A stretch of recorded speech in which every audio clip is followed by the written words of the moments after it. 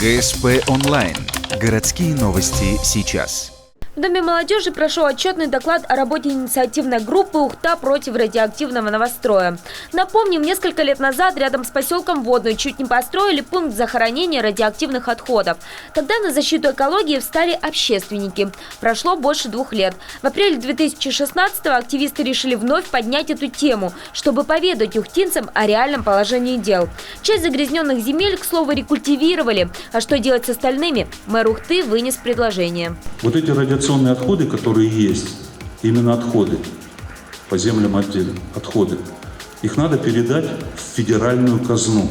Тогда возникает, в соответствии со 190 законом, обязанность Российской Федерации решать вопросы захоронения этих отходов, создания объектов, которые обеспечили бы нормальное их содержание. Но, по словам инициативной группы, в документах и законах ясно прописано – хоронить будут поблизости. И это может значить, что земли тоже придется передать федералам, а они уже заведут свои порядки. Фактически без разрешения и жителей администрации смогут завозить сюда и чужой радиоактивный мусор.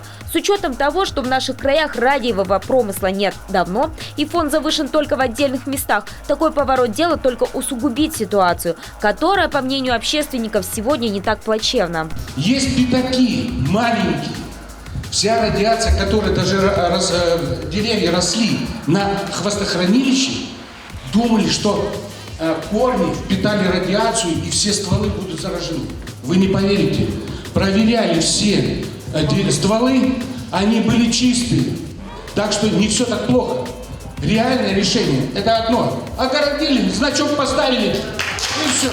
Чем дальше шло собрание, тем больше нарастало недовольство. Кульминацией стали слова Екатерины Руденко. Она обратилась к мэру Ухты с просьбой, чтобы он сказал людям ясно, будет или нет. Александр Бусарев ответил. Вот этому я говорю нет. И пока я работаю в администрации, на этом месте...